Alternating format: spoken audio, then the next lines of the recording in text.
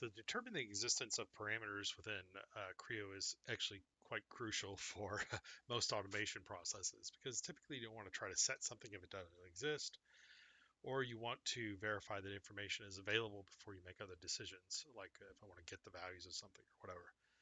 So in this particular case, we're going to take we're going to write some existent checks out to a table in Excel.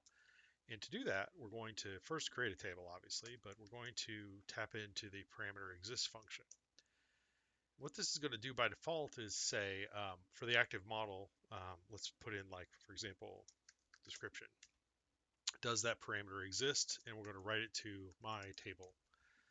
So when we run this, you'll notice that it just that quickly has written out a report that says that the current active assembly for the parameter name description, does it exist? True.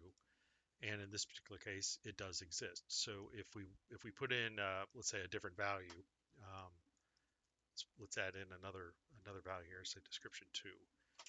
So it's going to run this, and it's going to run those two steps, and it's going to append that data to the table that we've had it generated. You see here that it says description exists, but description 2 does not.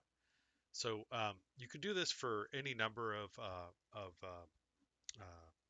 specific parameter names you're interested in. So if we said modeled by, and let's also maybe include, let's say a drawn by, let's say that this was a set of standards that we have as a company and we're running some checks on. You can see here that it's in fact reporting back that the current assembly has two of those, but not the third. And if we wanted to be a little bit more generic about this, we could actually say for any model in session, let's run that.